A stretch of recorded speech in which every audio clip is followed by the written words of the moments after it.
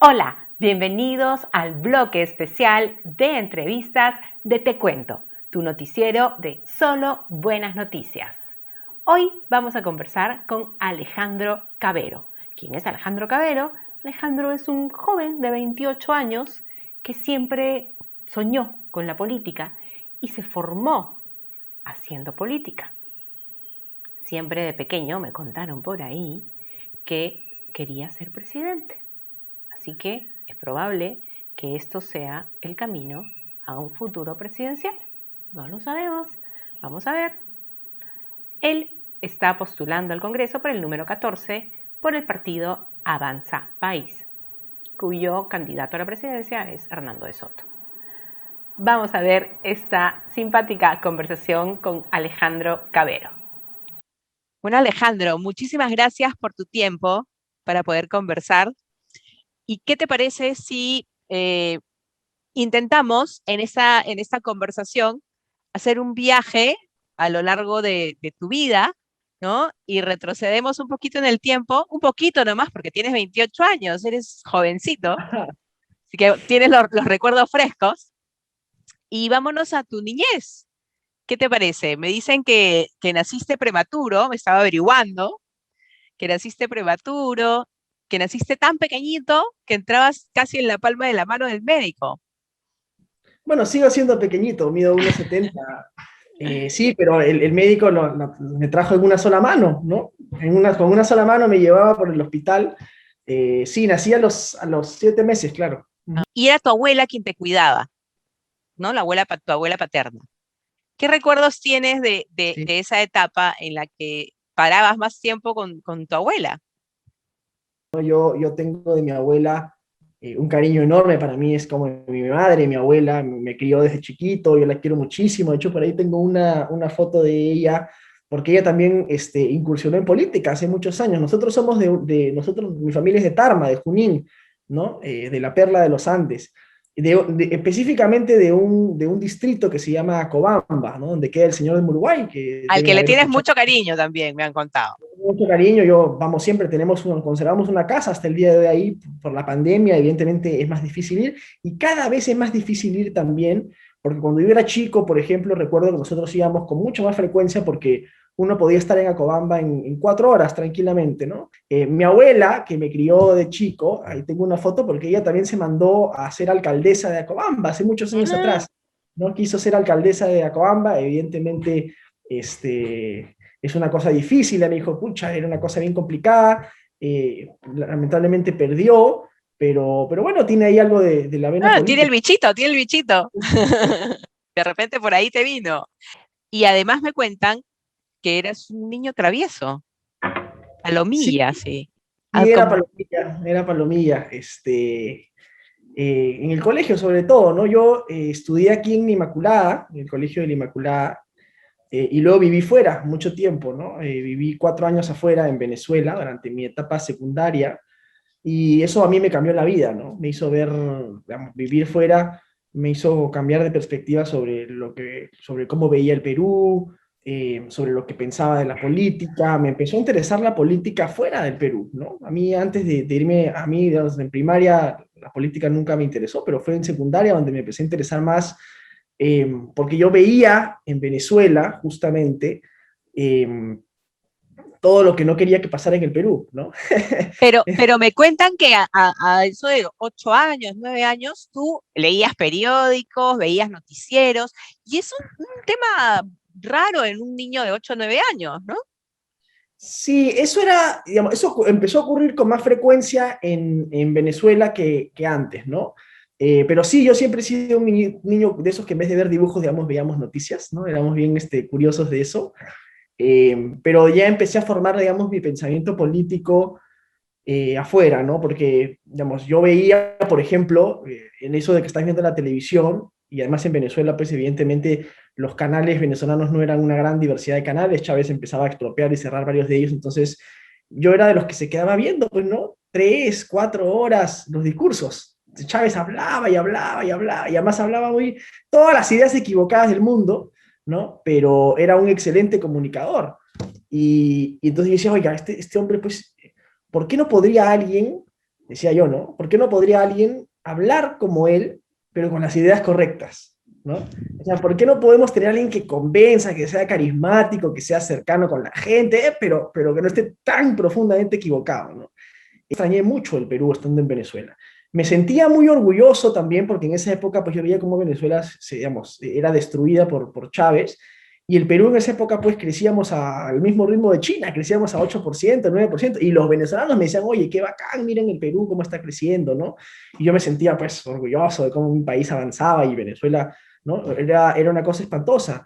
Entonces creo que eso a mí me hizo extrañar mucho el Perú, me hizo valorar mucho mi país. eh, Afuera se extraña mucho, el suelo siempre llama y me volví solito y me volví, mis padres se quedaron allá y me regresé a terminar el último año de colegio con mi promoción, ¿no? Con mis amigos. Y regresé y bueno, terminé mi último año en Inmaculada, pude terminar con mi promoción, el colegio, y luego empecé la universidad aquí, ¿no? Yo también no quería estudiar afuera, quería regresar a estudiar aquí, entonces eso fue lo que decidí. Más me han contado que tu sueño era ser presidente de la República. Me han contado que de niño a una foto tuya le pusiste la banda presidencial. Mira, yo de chiquito hacía muchas tonterías, pero, pero a mí, como te digo, siempre me ha gustado la política. Entonces, como que tú me digas, yo con mis amigos hablo de política, ¿no? Y converso de política en mi tiempo libre, así como uno podría hablar con sus amigos de fútbol, ¿no? O de películas o lo que sea.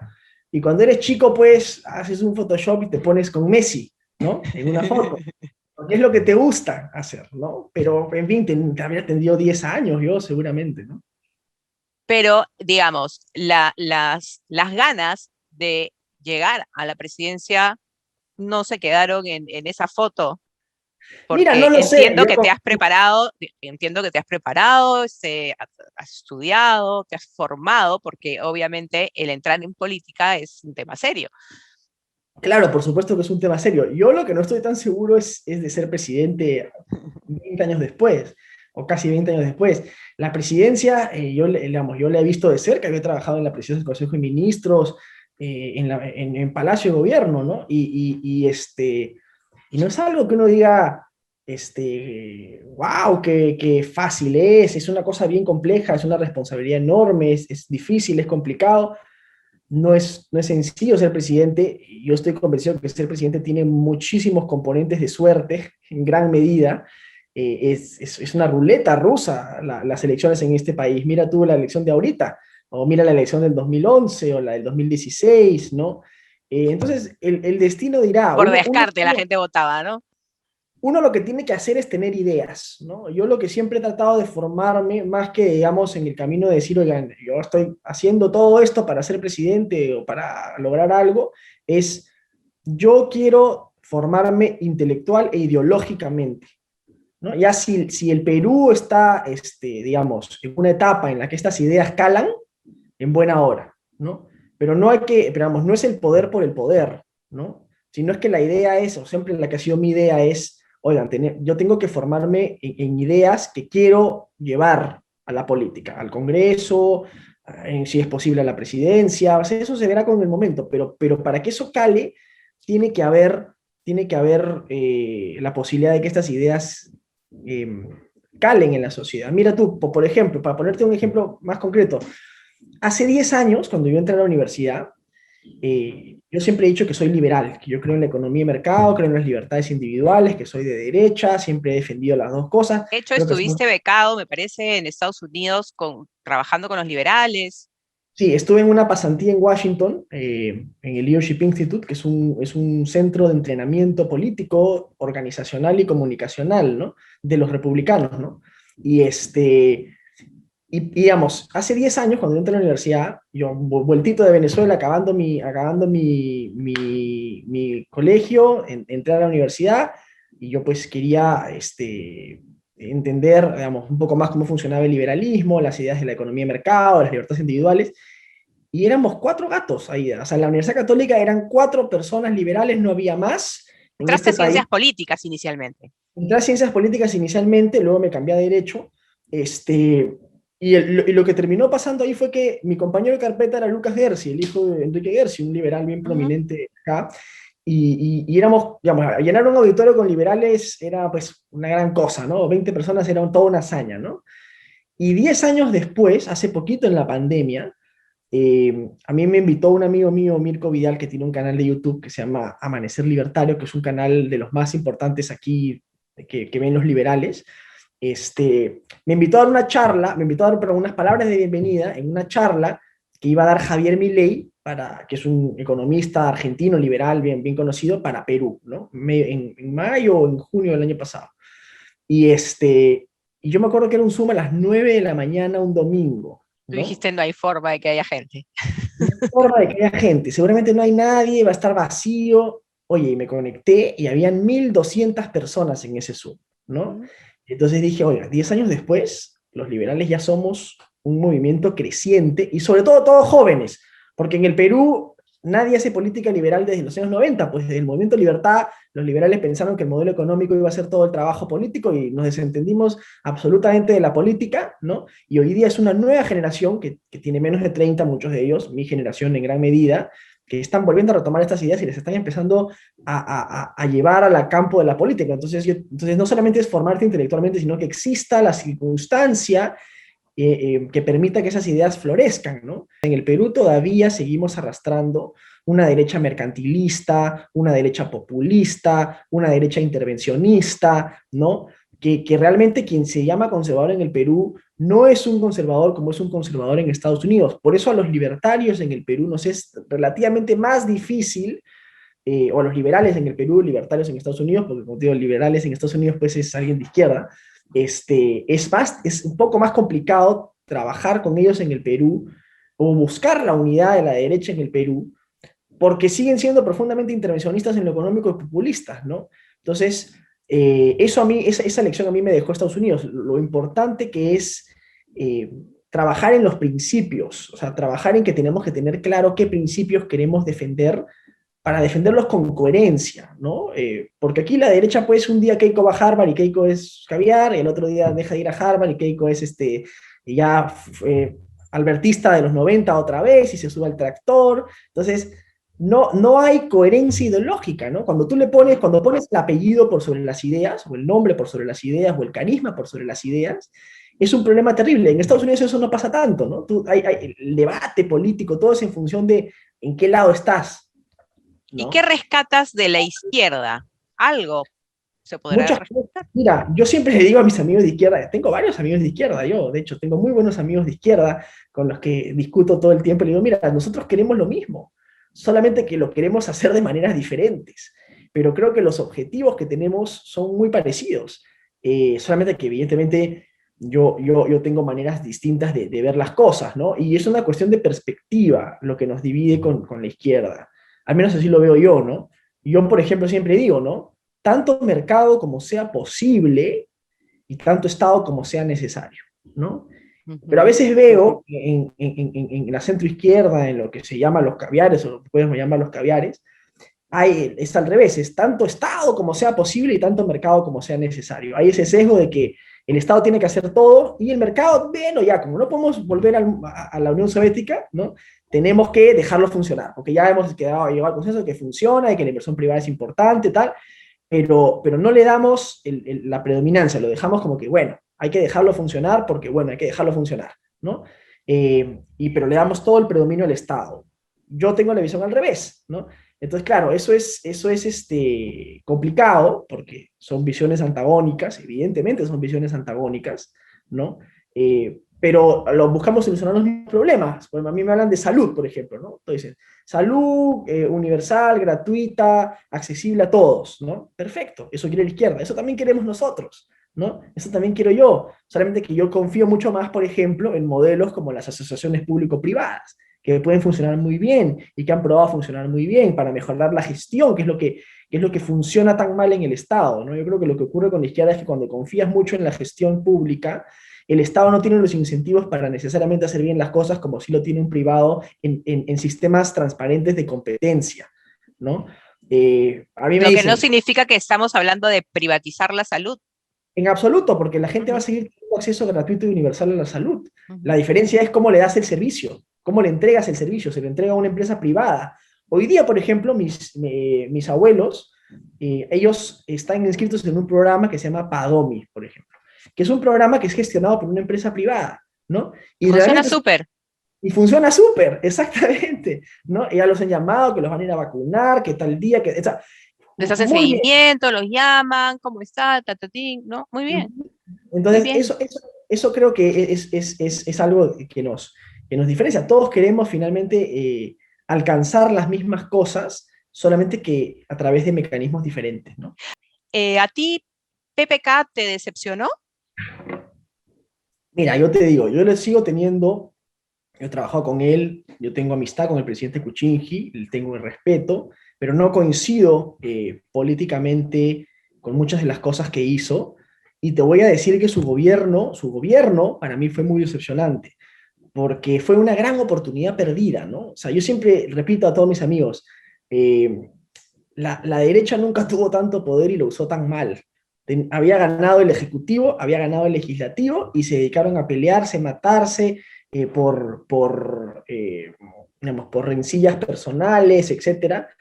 Keiko Fujimori, digamos, tuvo 73 parlamentarios, hubiera podido hacer reformas alucinantes con esa mayoría y se dedicaron a obstruir, a golpear, a abrir una serie de cajas de Pandora que nos han llevado a esta crisis política, vacancias, disoluciones fácticas, congresos populistas, o sea, terrible, terrible lo que pasó ahí, ¿no? Y yo creo que lamentablemente gran parte de eso fue que el presidente Kuczynski se vio forzado a irse más hacia la izquierda porque nunca construimos una derecha liberal en el Perú en términos político-partidarios, ¿no? El Partido Político Peruanos por el Cambio nunca fue un partido político liberal, realmente fue básicamente un auto que sirvió para llevar al presidente al gobierno. Entonces, cuando llegó el momento de en el gobierno dar la batalla política, el presidente Kuczynski no tenía cuadros propios, mientras que Fuerza Popular sí era, digamos, una derecha conservadora, populista, orgánicamente armada, ¿no? Entonces, lo que terminó ocurriendo es que en ese momento, ante la ausencia de una derecha liberal que pueda darle la batalla quizás a esa derecha conservadora, se tuvo que ir más hacia la izquierda. Y yo recuerdo en la PCM había personajes como Carlos León Moya o José Alejandro Godoy que tenían que trabajar en la presidencia del Consejo de Ministros cuando debió haber habido ahí alguien que pueda darle realmente la batalla política a ese fujimorismo Ujú. obstruccionista que tuvimos, ¿no? Un respeto enorme a Miguel Vega, y por él conozco a Hernando de Soto, ¿no? Entonces, habiendo sido el fundador del Movimiento Libertad. Eh, y yo converso con él y evidentemente me queda claro que Hernando lo que tiene es una idea de que hay que hacer en el Perú reformas de fondo, ¿no? No hay que hacer maquillaje, porque eso es lo que hemos hecho. O sea, lo que hemos hecho durante estos últimos años es una suerte de maquillaje que ha perpetuado este piloto automático en el que está la economía peruana y en la que es cada vez más difícil continuar sacando gente de la pobreza y continuar reduciendo la desigualdad y continuar teniendo mejores servicios públicos. Y hay que romper con esa inercia, ¿no? Y hacer esas reformas de fondo que si no hacemos ahora, luego de 30 años de crecimiento económico, no vamos a poder dar ese gran salto. O sea, despegar al primer mundo va a ser imposible con el estado fallido que tenemos y que venimos arrastrando, y con problemas estructurales tan grandes como la informalidad, siendo, por ejemplo, el más importante de ellos. En la informalidad, para mí, Aida, es ese gran elefante en la habitación que no, ningún gobierno quiere atender y que nos hemos, y con el que nos No, hemos pero acostumbrado. casi, o sea, más del 50% de los 70% ya, peruanos, sí, exacto. y con la pandemia 80%, y lo más grave es que nos hemos acostumbrado a vivir con la informalidad. O sea, no solo es un problema enorme, sino que los peruanos nos hemos acostumbrado a vivir en este sistema Lo hemos en el que normalizado.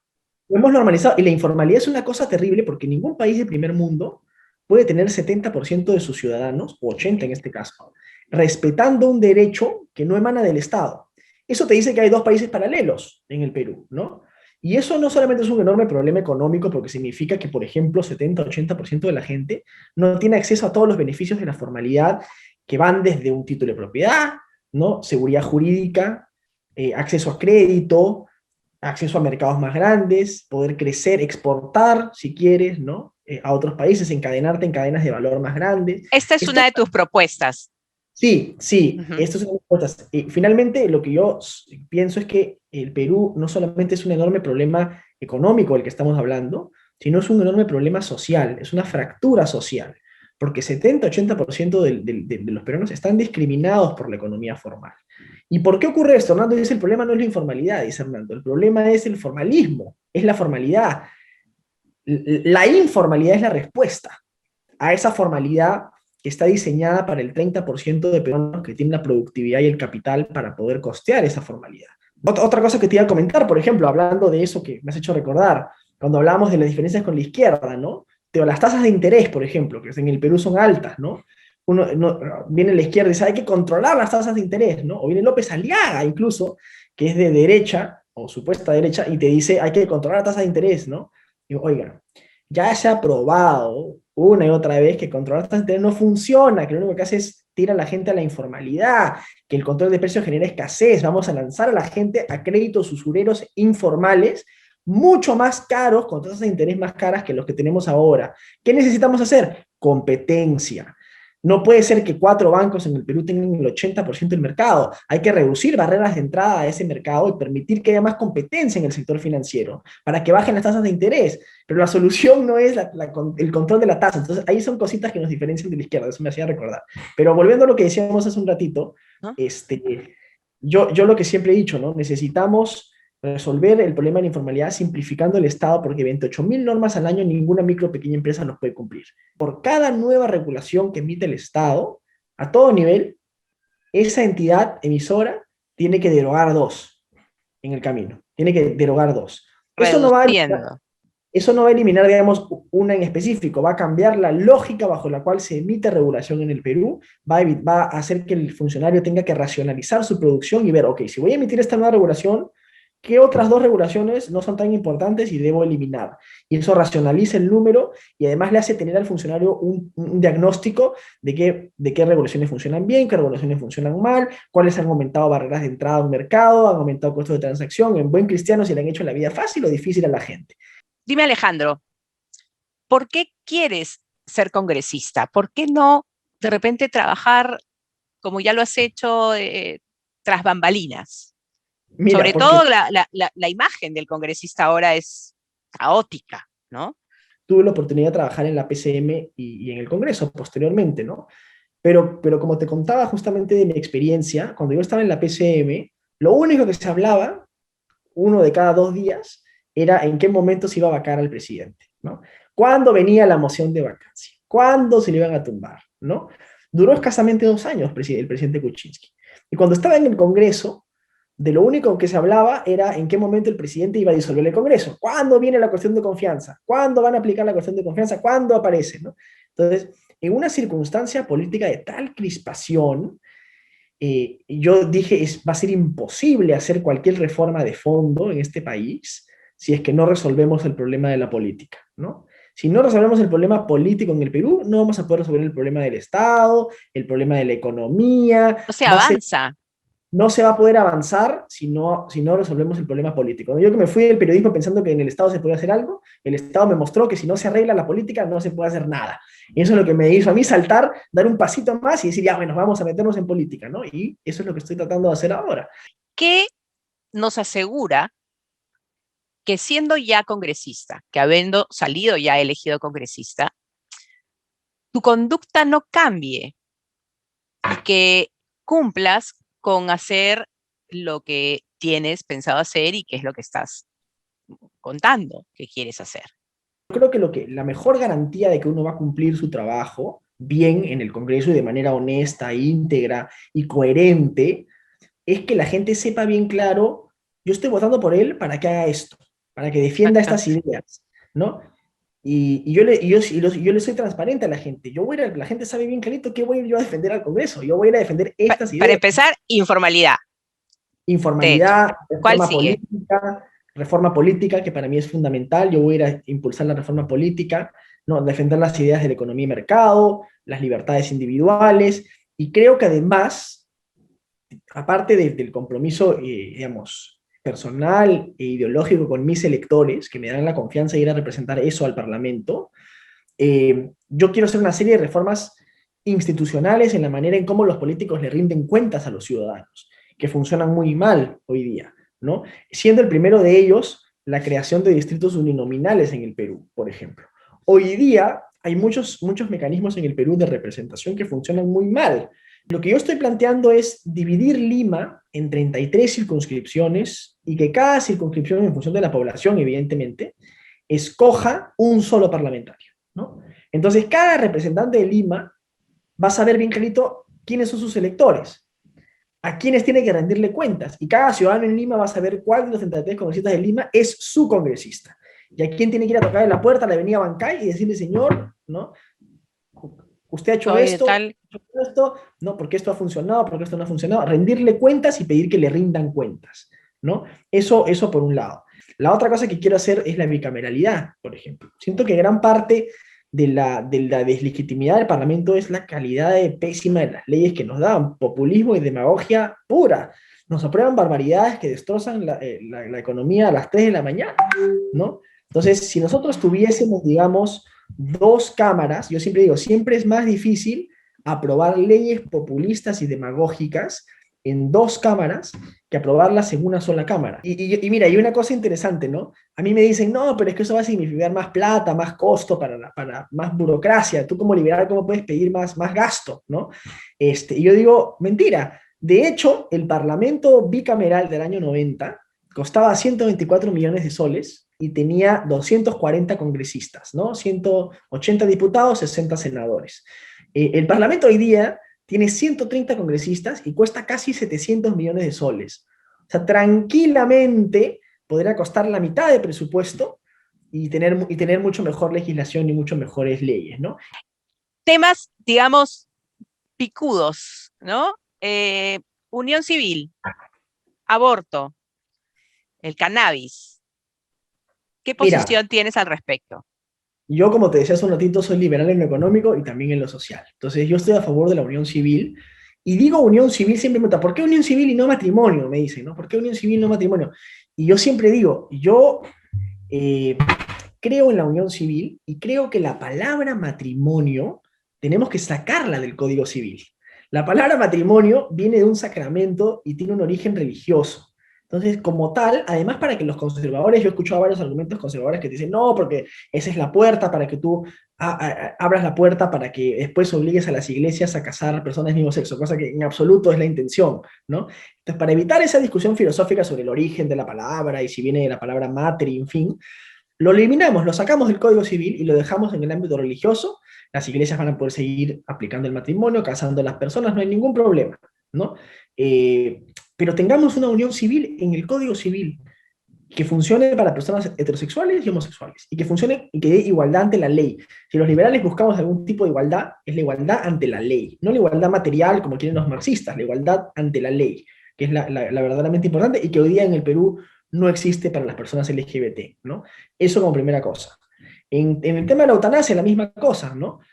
Yo siempre me he solidarizado con el caso de Ana Estrada, por ejemplo. ¿Quién es el Estado para decirle a ella, usted no puede decidir en qué momento terminar con su vida? A una decisión tan íntima, tan personal, que no le hace daño a nadie, ¿no? Que no afecta la libertad de ningún tercero, que es personalísima. No, usted tiene que morir asfixiada, no puede morir tranquila en su cama con su familia, acompañada de los seres queridos, porque el Estado se mete en el medio, ¿no? Eso es terrible. Y nadie dice, ojo, que uno tenga que obligar a un médico a aplicar el procedimiento de la eutanasia. Si hay Claro. objeción de conciencia, el médico dice, yo no quiero hacerlo, y punto. Y seguramente la propia Ana tampoco querrá que un médico lo haga forzadamente, porque es un procedimiento muy delicado que tiene que hacerse bien, ¿no? Entonces, el médico que voluntariamente decide hacerlo, perfecto, ¿no? Entonces, eso también. El cannabis, lo mismo, yo siempre también he dicho, yo estoy a favor del uso, de la legalización del uso recreativo de la marihuana. Sí tengo mis dudas, déjame decirte, sobre otras drogas, ¿no? Porque sí creo que otras drogas pueden ser, digamos, más complejas y mucho más adictivas, en fin, creo que es una discusión más profunda que tenemos que tener, pero con la marihuana yo lo veo igual como fuese legalizar el alcohol o como fue en su momento legalizar el tabaco, ¿no? Que el alcohol, de hecho, sea de paso, era ilegal hasta hace décadas atrás, ¿no?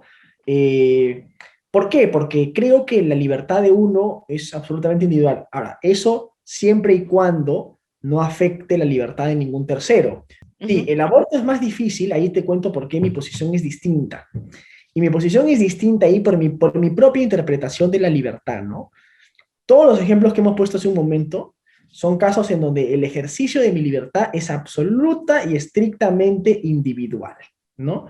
Y yo siempre digo, la libertad de uno termina donde empieza la libertad de otro. Eso es un principio bajo el cual funciona la economía de mercado y el Estado de Derecho, ¿no? Y lo que hace compleja esta discusión es que existe otro y que hay otro, ¿no? Y si decimos que existe otro ser humano, sujeto de derecho, es difícil, que la libertad de uno limite o anule, en todo caso, la libertad y la vida que es prerequisito de la libertad de ese otro, ¿no? Yo, como te digo, yo me solidarizo, creo que es una cosa dificilísima para una mujer atravesar. Yo además como hombre no me puedo poner digamos, en la situación de una mujer, evidentemente no puedo. Trato de empatizar lo más que puedo dentro de mi circunstancia, evidentemente de ser hombre, eh, y de solidarizarme. Y creo que el Estado además debe darles todo el apoyo posible. Muchas mujeres, por ejemplo, que son violadas, se deben dar además en su propia familia, ¿no? Debe darse espacios de acogida, por ejemplo, para que las mujeres puedan salir del círculo de violencia que muchas veces ven en sus hogares y poder tener y recibir ayuda del Estado psicológica, social, ¿no? Creo que eso es fundamental. Y creo que el Estado sí debe tener un rol en ese tema, ¿no? Y creo que sí es bien importante. Pero creo que el principio es ahí bien claro también en el sentido de que existe otra vida, y como no le podemos preguntar, ¿quiere usted nacer o no quiere nacer? Tenemos que asumir que quiere nacer, y proteger esa vida, esa otra vida. Eso es lo único que difiere de las otras posiciones, en el sentido que para mí hace difícil esa decisión. Eh, Evidentemente nadie dice que la mujer no tenga derecho a decidir sobre su cuerpo. Por supuesto que tiene derecho a decidir sobre su cuerpo, ¿no? Ahí la discusión compleja es que existe el cuerpo y la vida y la libertad de otro ser humano. Eh, y para mí eso es lo que hace complicado. No es una discusión zanjada Claro. entre los propios liberales. Hay liberales que están a favor del aborto, otros que están en contra, en fin, es una discusión compleja, pero mi posición muy personal es la que te digo, ¿no? Y antes de irnos, ¿te molesta mucho el tema de la chapa que te han puesto de Chicken Little? No, en absoluto. De hecho, he publicado una foto con el menor jale de campaña, que es mi muñeco de Chicken Little, que lo hemos empezado a utilizar. Yo te cuento rapidito lo de la chapa, Sí, sí, claro. es muy interesante. Esa chapa me la puso la izquierda, no me la pusieron, me la puso la izquierda, que cuando yo pues decía algo en Twitter o lo que fuera, como una forma de ningunearme, decir, eres un chibolo que no sabe qué está diciendo, ¿no? Me ponían ahí el meme de Chicken Little, ¿no? Yo decía algo, ¡guau! El meme de Chicken Little. Y como para decirme, oye, tú estás hablando tonterías, que cállate, ¿no? Deja hablar sonceras, soy mocoso. Gran favor que te Pero, han hecho. pero ellos lo que no habían hecho es que no habían visto la película de Chicken Little. Porque la película de Chicken Little, si ustedes recordarán la película, quienes la han visto, Chicken Little comienza gritando en una campana que el cielo se caía, ¿no? Y nadie le creía a Chicken Little, ¿no? Y Chicken Little lo que decía era que venía una invasión alienígena, como que de hecho venía, después él colabora a llegar a la solución y acabar y a salvar la Tierra, finalmente, digamos Sí, así, ¿no? claro.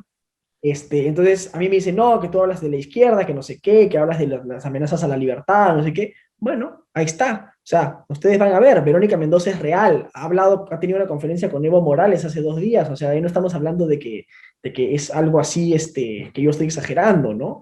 Miren a Evo Morales cómo está metiendo presos, ha metido presa a la principal opositora, a la expresidenta Yanine Áñez, la ha metido a la cárcel. Eso es persecución política, eso es un régimen totalitario. O sea, Verónica apaña ese tipo de regímenes. O sea, eso es real lo que está ocurriendo, ¿no? Entonces, claro, a mí me decían, la izquierda, chiquelito, entonces eran tonterías. Bueno, yo estoy diciendo cosas muy serias, estoy diciendo cosas muy reales, ¿no? Entonces, la idea del personaje es esa, además que evidentemente se parece físicamente a mí. La idea es que no estamos diciendo tonterías, estamos diciendo cosas muy reales, muy serias, y tenemos que trabajar para que eso no ocurra, ¿no? Muchas gracias, Alejandro. Gracias a ti, Aida. Muy simpático, Alejandro, y se ve que es un chico inteligente. Además, se ha preparado, que es importante. Eso ha sido todo por hoy.